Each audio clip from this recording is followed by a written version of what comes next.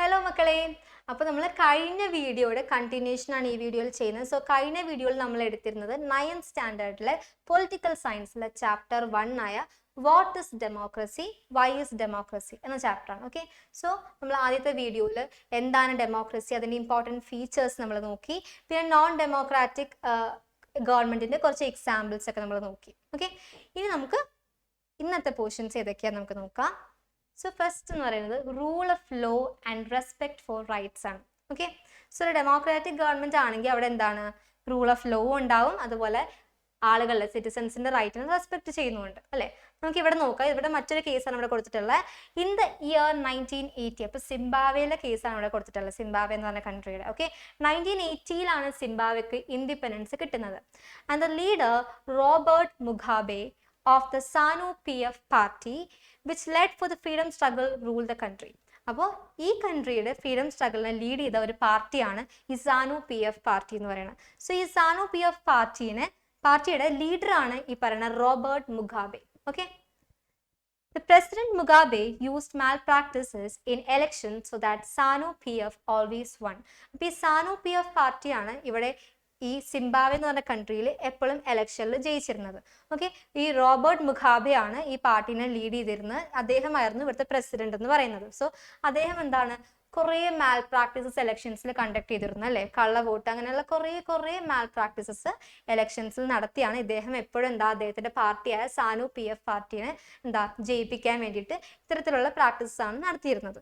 Okay, ഇനി അദ്ദേഹത്തിന്റെ മറ്റു കാര്യങ്ങൾ നമുക്ക് നോക്കാം. Harassment was done to independent journalist who talked against the government. അപ്പോൾ ഈ പറയുന്ന ZANU-PF പാർട്ടിയുടെ കീഴിലുള്ള ഈ റോബർട്ട് മുഗാബെ അദ്ദേഹത്തിന്റെ ഗവൺമെന്റിന് എതിരെ സംസാരിക്കുന്ന ജേർണലിസ്റ്റുകളെ ഹറാസ് ചെയ്യുമായിരുന്നു, ഉപദ്രവിക്കുമായിരുന്നു അദ്ദേഹം. ആൻഡ് നെക്സ്റ്റ് പോയിന്റ് നോക്കാം, ഒപ്പോസിഷൻ പാർട്ടി, അവിടെ മിസ്റ്റേക്ക് ഉണ്ട്, പാർട്ടിയുടെ വൈ അവിടെ ഇട്ടിട്ടില്ല. അപ്പൊ ശ്രദ്ധിക്കുക, opposition party workers are harassed and A meeting was disrupted. അപ്പൊ കൂടാതെ ഒപ്പോസിഷൻ നിൽക്കുന്ന പാർട്ടി അല്ലെ, ആ പാർട്ടിയുടെ വർക്കേഴ്സിനെ ഹറാസ് ചെയ്യും, അതുപോലെ അവരുടെ മീറ്റിങ്ങിനെ തടസ്സപ്പെടുത്തും, ഡിസ്ട്രപ്റ്റ് ചെയ്യും. സോ ഇത്തരത്തിലുള്ള പ്രാക്ടീസസ് ആയിരുന്നു ഈ പറഞ്ഞ റോബർട്ട് മുഗാബെ സ്വീകരിച്ചിരുന്നത്. Public protests and demonstrations against the government are declared illegal. അപ്പോൾ ഈ മുഗാബെയുടെ ഗവൺമെന്റിന് എതിരെയുള്ള പ്രൊട്ടസ്റ്റുകളും ഡെമോൺസ്ട്രേഷൻസിനും എതിരെ അതൊക്കെ ഇല്ലീഗലാണ്, അതൊന്നും നടത്താൻ പാടില്ല എന്നാണ് ഈ ഒരു ഗവൺമെന്റ് പറയുന്നത്. Televisions and radio are controlled by the government and give only the ruling party's version. അപ്പോൾ ടെലിവിഷനും റേഡിയോ ഇതെല്ലാം ഇദ്ദേഹത്തിന്റെ ഈ ഒരു ഗവൺമെന്റിന്റെ കൺട്രോളിലായിരുന്നു. സോ ആ ടെലിവിഷനിലും റേഡിയോയിൽ ബ്രോഡ്കാസ്റ്റ് ചെയ്യുന്നതും ടെലിവിഷനിലും ടെലികാസ്റ്റ് ചെയ്യുന്ന കാര്യങ്ങളെല്ലാം തന്നെ ഇവരുടെ ഈ ZANU-PF പാർട്ടിനെ കുറിച്ചുള്ള കാര്യങ്ങളാണ്, ഈ റൂളിംഗ് പാർട്ടിനെ കുറിച്ചുള്ള കാര്യങ്ങൾ മാത്രമാണ് ഈ ടെലിവിഷനിലൂടെയും റേഡിയോയിലൂടെയും കാണിച്ചിരുന്നത്. Okay, The government ignored some court judgments. അത് കൂടാതെ ഈ റോബർട്ട് മുഗാബെയുടെ ഗവൺമെന്റ് എന്ന് പറയുന്നത് ചില കോർട്ടിന്റെ ജഡ്ജ്മെന്റ് വരെ ഇഗ്നോർ ചെയ്തു, തള്ളിക്കളഞ്ഞു. ഓക്കെ, സോ ഇത്തരത്തിലുള്ള കാര്യങ്ങളാണ് ഈ റോബർട്ട് മുഗാബെ ചെയ്തിരുന്നത്. ഓക്കെ, എവിടെയാണ്, സിംബാബ്വേയിൽ. ഇനി അപ്പൊ നമുക്ക് പറയാൻ സാധിക്കും സിംബാബ്വേയിൽ ഒരു ഡെമോക്രാറ്റിക് സിസ്റ്റം അല്ല, ഒരു ഡെമോക്രാറ്റിക് ഗവൺമെന്റ് അല്ല എന്ന് പറയാൻ സാധിക്കും. ഇനി ഇൻ എ ഡെമോക്രാറ്റിക് ഗവൺമെന്റ്, ഒരു ഡെമോക്രാറ്റിക് ഗവൺമെന്റ് എങ്ങനെയൊക്കെ ആയിരിക്കണം എന്ന് നോക്കാം. Major decisions were taken by the rulers elected by the people. നമ്മൾ ഓൾറെഡി പറഞ്ഞതാണ് അല്ലേ, എല്ലാ ഡിസിഷൻസ് അല്ലെ മേജർ ഡിസിഷൻസും എടുക്കുന്നത് ആരാണ്, ജനങ്ങൾ തിരഞ്ഞെടുക്കുന്ന റൂളേഴ്സ് ആണ്. Okay, next is fair choice of people in changing rulers അല്ലേ. എപ്പോഴും ഒരേ പാർട്ടി ആയിരിക്കും റൂൾ ചെയ്യുക, അല്ല, ചേഞ്ച് ഉണ്ടാവും അല്ലേ. സോ അതിനെന്താണ്, അവിടെ ജനങ്ങളുടെ ചോയ്സിനാണ് അവിടെ പ്രാധാന്യം കൊടുക്കുന്നത്. ഇനി നെക്സ്റ്റ് എന്ന് പറയുന്നത് equal opportunity to all the citizens in choosing their representatives. അപ്പോൾ അവരുടെ റെപ്രസെൻറ്റേറ്റീവ്സിനെ ചൂസ് ചെയ്യാൻ വേണ്ടിയിട്ട് എല്ലാവർക്കും എല്ലാ സിറ്റിസൺസിനും ഒരേ അവസരം അല്ലെ, ഈക്വൽ ആയിട്ടുള്ള ഓപ്പർച്യൂണിറ്റീസ് ആണ് കൊടുക്കുന്നത് ഈ ഡെമോക്രസിയിൽ. ഇനി നെക്സ്റ്റ് നോക്കാം, government's power is limited by the basic rules of the constitution. ഇപ്പോൾ കോൺസ്റ്റിറ്റ്യൂഷനിൽ കുറേ റൂൾസ് കൊടുത്തിട്ടുണ്ട്. സോ അതിനനുസരിച്ചായിരിക്കും ഗവൺമെന്റിന്റെ പവർ എന്ന് പറയുന്നത്. ഓക്കെ, ഇനി നെക്സ്റ്റ് സ്ലൈഡിലോട്ട് പോകാം. സോ നെക്സ്റ്റ് എന്ന് പറയുന്നത് ആർഗ്യുമെന്റ്സ് എഗെയിൻസ്റ്റ്. അപ്പോൾ നമ്മൾ ഇത്രയും നേരം വാട്ട് ഇസ് ഡെമോക്രസി ആണ് നോക്കിക്കൊണ്ടിരുന്നത്. ഇനി നമ്മൾ വൈ ഇസ് ഡെമോക്രസി എന്ന ഒരു ടോപ്പിക്കിലോട്ട് വരുവാണ്. Okay, so why is democracy, എന്തിനാ ഡെമോക്രസി എന്ന് ചോദിക്കുമ്പോൾ ഡെമോക്രസീനെ സപ്പോർട്ട് ചെയ്യുന്ന ആളുകളുണ്ടാവും, അതിന് എതിരെ പറയുന്ന എഗെയിൻസ്റ്റ് ആയിട്ട് നിൽക്കുന്ന ആളുകളുണ്ടാവും അല്ലേ. സോ നമുക്ക് ആദ്യം അതിന് എഗെയിൻസ്റ്റ് ആയിട്ടുള്ള കുറച്ച് പോയിന്റ്സ് നോക്കാം. സോ ആർഗ്യുമെന്റ്സ് എഗെയിൻസ്റ്റ് ഡെമോക്രസി ആണ് നമ്മൾ ഇനി ഡിസ്കസ് ചെയ്യുന്നത്. ഓക്കെ, ഇവിടെ നോക്കാം. Argument of instability may rise because the government is changed frequently. അപ്പോൾ ഒരു ആർഗ്യുമെന്റ് എന്ന് പറയുന്നത് ഗവൺമെന്റ് എപ്പോഴും എന്താ മാറും അല്ലേ, എപ്പോഴും ഒരേ ഗവൺമെന്റ് തന്നെ ആയിരിക്കില്ല. അപ്പൊ ഇങ്ങനെ മാറി വരുമ്പോൾ എന്തോ അവിടെ ഒരു സ്റ്റെബിലിറ്റി ഉണ്ടാവില്ല, ഇൻസ്റ്റെബിലിറ്റി ആണ് ഉണ്ടാവുന്നതെന്നാണ് പറയുന്നത്. സോ അതാണ് ഒരു ഡ്രോബാക്ക് അല്ലെങ്കിൽ ഒരു ആർഗ്യുമെന്റ് അഗെയിൻസ്റ്റ് ഡെമോക്രസി എന്ന് പറയുന്നത്.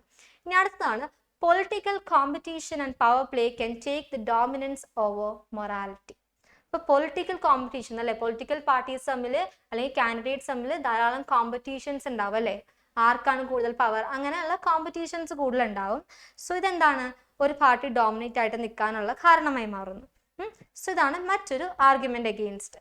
ഇനി next one is delay in decision making because of multiple consultation അല്ലെ. നമുക്ക് മൾട്ടിപ്പിൾ കൺസൾട്ടേഷൻ ആണ് ഒരു ഡെമോക്രാറ്റിക് ഫോം ഓഫ് ഗവൺമെന്റിൽ വരുന്നത്. ആദ്യം പാർലമെന്റിൽ ആ ഒരു ലോ അല്ലെങ്കിൽ ഒരു ബില്ല് പ്രസന്റ് ചെയ്യണം, പിന്നെ പ്രസിഡന്റ് ഒപ്പുവെക്കണം, അങ്ങനെ കുറേ ചടങ്ങുകളുണ്ട് ഇതിന്റെ ഭാഗമായിട്ട്. സോ അങ്ങനെ എന്താണ് ഒരു ഡിസിഷൻ എടുക്കുമ്പോഴും എന്താണ് അവിടെ ടൈം കൂടുതൽ എടുക്കേണ്ടി വരുന്നു, ഡിലേ ഉണ്ടാവുന്നു ഡിസിഷൻ മേക്കിങ്ങിൽ. സോ അത് ഒരു ഡ്രോബാക്ക് ആയിട്ട് നമുക്ക് കണക്കാക്കാം. ഓക്കെ, ഇനി അടുത്തത് lack of knowledge in the public interest can result in wrong decision making അല്ലെ. ലാക്ക് ഓഫ് നോളജ് അല്ലെ, ആളുകളുടെ ആവശ്യങ്ങൾ അല്ലെങ്കിൽ അവരുടെ താല്പര്യങ്ങളെ കുറിച്ച് എന്താണ് അധികം അറിവില്ല എന്നുണ്ടെങ്കിൽ എന്താ തെറ്റായ ഡിസിഷൻ മേക്കിങ്ങിലോട്ട് റൂളേഴ്സിനെ നയിക്കും. ഓക്കെ, സോ അതും ഒരു പോരായ്മയാണ്. ഇനി അടുത്തതാണ് democracy is based on electoral competition, it brings corruption. അപ്പോൾ ഡെമോക്രസിയുടെ ഭാഗമായിട്ട് കറപ്ഷൻ, അഴിമതി ഉണ്ടാവാനുള്ള ചാൻസസും കൂടുതലാണ്. ഓക്കെ, ഇനി അടുത്തതാണ് people electing their representative may be unfair of their wellbeing. അപ്പോൾ ഈ പീപ്പിൾ എന്താ ചെയ്യാം, അവരുടെ റെപ്രസെൻറ്റേറ്റീവ്സിനെ എലക്ട് ചെയ്യുന്നു അല്ലെ, ഓരോ റൂളേഴ്സിനെ അവരുടെ ഇഷ്ടത്തിനനുസരിച്ച് എലക്ട് ചെയ്യുന്നു. സോ അങ്ങനെ എലക്ട് ചെയ്യുന്ന ആളുകൾക്ക് എന്താണ് അവരെക്കുറിച്ച് അവെയർ ആവണമെന്നില്ല. അതാണ് മറ്റൊരു ഡ്രോബാക്ക് എന്ന് പറയുന്നത്. സോ ഇതൊക്കെയാണ് എന്ത് ആർഗ്യുമെന്റ്സ് എഗെയിൻസ്റ്റ് ഡെമോക്രസി എന്ന് പറയുന്നത്. ഇനി നമുക്ക് ആർഗ്യുമെന്റ്സ് ഫോർ ഡെമോക്രസി നമുക്ക് നോക്കാം, in favour of democracy. Okay, ഡെമോക്രസിനെ സപ്പോർട്ട് ചെയ്യുന്ന ആർഗ്യുമെന്റ്സ് ആണ് നമ്മൾ ഇനി നോക്കാൻ പോകുന്നത്. So democratic government is always a better government. എന്തുകൊണ്ടാ? Since it is an accountable form of government. വളരെ റെസ്പോൺസിബിൾ ആയിട്ടുള്ള എല്ലാ കാര്യങ്ങളും മനസ്സിലാക്കുന്ന ഒരു ഗവൺമെന്റ് ആയതുകൊണ്ടാണ് ഡെമോക്രസി എന്താ ഒരു ബെറ്റർ ഗവൺമെന്റ് ആയിട്ട് കൺസിഡർ ചെയ്യുന്നത്. അതാണ് ഫസ്റ്റത്തെ ഒരു പോയിന്റ് ഇൻ ഫേവർ. ഓക്കെ, ഇനി രണ്ടാമത്തതാണ് democracy improves decision making quality. അപ്പോൾ ഡെമോക്രസിയിൽ കുറേ കൺസൾട്ടേഷൻ വരുന്നുണ്ട് അല്ലേ, ഒരു സ്ഥലത്ത് നിന്ന് എഗ്രി ചെയ്ത് കഴിഞ്ഞാൽ പിന്നെ അടുത്ത സ്ഥലത്തോട്ട് പോകണം, അങ്ങനെ കുറേ ഡിലേ വരുന്നുണ്ട് ഡിസിഷൻ മേക്കിംഗ്. നമ്മൾ ഡ്രോബാക്കിൽ പഠിച്ചിരുന്നു അല്ലേ. സോ അതിൻ്റെ ഭാഗമായിട്ട് തന്നെ ഇങ്ങനെ എന്താ കുറേ ആളുകളിലൂടെ ഇത് പോകുന്നത് കാരണം ഡിസിഷൻ മേക്കിംഗ് നല്ല ക്വാളിറ്റി ഉള്ള ഡിസിഷൻസ് ആയി മാറാനുള്ള ചാൻസസ് കൂടുതലാണ്. ഇനി അടുത്തതാണ് democracy gives a method to deal with differences and conflict അല്ലേ. സൊസൈറ്റിയിൽ ഡിഫറൻസ് ഉണ്ടാവില്ല, എല്ലാ ആളുകളുടെയും ഡിമാൻഡ്, ആവശ്യങ്ങളും ഇൻട്രസ്റ്റ് ഒക്കെ എന്താണ് സെയിം ആയിരിക്കില്ല. സോ ഇങ്ങനെയുള്ള ഡിഫറൻസുകളും കോൺഫ്ലിക്റ്റുകളും ഒക്കെ സോൾവ് ചെയ്യാൻ വേണ്ടിയിട്ട്, അതിനെതിരെ ഒരു ഡീൽ ചെയ്യാൻ വേണ്ടിയിട്ട് ഒരു മെത്തേഡാണ് ഡെമോക്രസി എന്ന് പറയുന്നത്. ഓക്കെ, ഇനി next point is democracy enhances citizens dignity. ഓരോ സൊസൈറ്റിയിലുള്ള എല്ലാ സിറ്റിസൺസിൻ്റെയും ഡിഗ്നിറ്റി അല്ലെ, ഡിഗ്നിറ്റി എന്ന് പറയുന്നത് ഒരു റെസ്പെക്ട്ഫുൾ ബിഹേവിയർ ആണ്. ഓക്കെ, സോ അങ്ങനെയുള്ള ഒരു സിറ്റിസൺസിൻ്റെ ഡിഗ്നിറ്റി കൂട്ടാൻ വേണ്ടിയിട്ട് എൻഹാൻസ് ചെയ്യാൻ ഈ ഡെമോക്രസി സഹായിക്കും എന്നാണ് പറയുന്നത്. Next is democracy is better compared to other forms of government since it allows us to correct our mistakes. അപ്പോൾ നമ്മളുടെ മിസ്റ്റേക്സ് കറക്റ്റ് ചെയ്യാൻ ഒരു അവസരം ഡെമോക്രസി പ്രൊവൈഡ് ചെയ്ത് കൊടുക്കുന്നുണ്ട് than other forms of government. അതുകൊണ്ടാണ് എന്താ ഇപ്പൊ പറഞ്ഞ എല്ലാ കാര്യങ്ങളും കൊണ്ടാണ് ഡെമോക്രസി നല്ലതാണ് വേണം എന്ന് പറയുന്നത്. Okay, so arguments in favour and arguments against democracy clear ആയി എന്ന് വിചാരിക്കുന്നു. ഇനി നമുക്ക് നെക്സ്റ്റ് ടോപ്പിക്കിലോട്ട് പോകാം. സോ ഇവിടെ നമ്മൾ നോക്കുന്നത് ഡെമോക്രസിയുടെ ഒരു ബ്രോഡർ മീനിങ് ആണ്. ഓക്കെ, കുറച്ചും കൂടെ വൈഡ് ആയിട്ടുള്ള മീനിങ്ങിലോട്ട് പോകാം. So under representative democracy everyone does not rule അല്ലെ, എല്ലാവരും റൂൾ ചെയ്യുന്നില്ല അല്ലെ. എങ്ങനെ ആരാ റൂൾ ചെയ്യുന്നത്? The elected representative takes a decision on behalf of their people അല്ലെ. ആളുകൾക്ക് അല്ലെ, ജനങ്ങൾക്കാണ് അവിടെ കൂടുതൽ പവർ എങ്കിലും ജനങ്ങൾ എലക്ട് ചെയ്യുന്ന ആളുകൾ, റൂളേഴ്സ് അല്ലെങ്കിൽ ജനങ്ങൾ എലക്ട് ചെയ്യുന്ന അവരുടെ റെപ്രസെൻറ്റേറ്റീവ്സ് ആണ് അവിടെ റൂൾ ചെയ്യുന്നത്. Okay, So modern democracies are characterized by huge population, which makes it impossible for them to make the right decision. അപ്പോൾ മോഡേൺ ഡെമോക്രസിയുടെ കേസ് എടുക്കുകയാണെങ്കിൽ പോപ്പുലേഷൻ കൂടുതലായത് കാരണം ഒരു റൈറ്റ് ഡിസിഷൻ എടുക്കാൻ വേണ്ടിയിട്ട് ഡിഫിക്കൽട്ടീസ് ഉണ്ടാവുന്നു എന്ന് പറയുന്നു. കാരണം പോപ്പുലേഷൻ കൂടുമ്പോൾ എന്താ അത്രയും ഡൈവേഴ്സിറ്റീസ്, അത്രയും ആളുകൾ തമ്മിൽ ഡിഫറൻസ് ഇൻ ഒപ്പീനിയൻ അല്ലെങ്കിൽ ഇൻട്രസ്റ്റ് ഒക്കെ വരുന്നു. സോ അതുകൊണ്ടൊരു റൈറ്റ് ഡിസിഷൻ എടുക്കാൻ ഡിഫിക്കൽട്ടി വരുന്നുണ്ടെന്നാണ് പറയുന്നത്. If they could make the right decision, citizens would not have a greater amount of time, the skill to play a role in all the decision. അതായത് ഇപ്പോൾ right decision എടുക്കണമെങ്കിൽ എന്താണ്, ആളുകൾക്ക് അതിനുള്ള skill വേണം, അവർക്ക് അത് ആ ഒരു ഡിസിഷൻ എടുക്കാനുള്ള ടൈമും വേണം. ഓക്കെ, സോ എന്നാൽ മാത്രമേ ഒരു റൈറ്റ് ഡിസിഷൻ എടുക്കാൻ സാധിക്കുകയുള്ളൂ. ഓക്കെ, സോ ഇത് ഡെമോക്രസിയുടെ ഒരു ബ്രോഡർ മീനിങ് ആണ്. ഇനി നെക്സ്റ്റ് പോയിന്റ് നോക്കാം. Understanding democracy can help people to identify the weakness of existing democracy and can differentiate between minimal and good democracy. ഡെമോക്രസിനെ നല്ല രീതിയിൽ മനസ്സിലാക്കിയ ഈ ഡെമോക്രസിനെ കുറിച്ചുള്ള ഡെമോക്രസിയുടെ വീക്ക്നെസ്സുകൾ, പോരായ്മകൾ എന്തൊക്കെയാണെന്ന് മനസ്സിലാക്കാൻ സാധിക്കും. അതുപോലെ തന്നെ ഗുഡ് ഡെമോക്രസി ഇതാ, ബാഡ് ഡെമോക്രസി ഇതാ, നമുക്ക് ഡിഫറൻഷിയേറ്റ് ചെയ്യാൻ സാധിക്കും. ഓക്കെ, സോ ഇത്രയുമാണ് എന്ത് ഡെമോക്രസിയുടെ ബ്രോഡർ മീനിങ്ങിനെ കുറിച്ച് നമുക്ക് ഡിസ്കസ് ചെയ്യാനുള്ളത്. ഇനി നെക്സ്റ്റ് നോക്കാം, ഡെമോക്രസി ഇൻ ഇന്ത്യ. ഇന്ത്യയുടെ ഡെമോക്രസി നമുക്ക് നോക്കാം. India is seen as the largest democracy around the world. ഏറ്റവും വലിയ ഡെമോക്രസിയാണ് ഇന്ത്യയുടെ എന്ന് പറയുന്നത്. സിൻസ് ഇൻഡിപെൻഡൻസ് മുതലേ citizens have been given the right to vote. അല്ലേ, സിറ്റിസൺസിന് എന്ത് കൊടുത്തിരുന്നു? റൈറ്റ് ടു വോട്ട് കൊടുത്തിരുന്നു, വോട്ട് ചെയ്യാനുള്ള അവകാശം കൊടുത്തിരുന്നു. And have equal rights in voting without considering the caste, religion, gender or colour. അപ്പോൾ അവരുടെ റിലീജിയനോ കാസ്റ്റോ ക്രീഡോ കളറോ സെക്സോ ഒന്നും കൺസിഡർ ചെയ്യാണ്ട് എന്താ എല്ലാവർക്കും ഈ വോട്ട് ചെയ്യാനുള്ള റൈറ്റ് കൊടുത്തിരുന്നു. ഇനി democratic principles by which the Indian government functions are. അപ്പോൾ ഇന്ത്യൻ ഗവൺമെന്റ് ഫോളോ ചെയ്യുന്ന ചില ഡെമോക്രാറ്റിക് പ്രിൻസിപ്പിൾസ് ആണ് ഇവിടെ കൊടുത്തിട്ടുള്ളത്. ഏതൊക്കെയാണ്?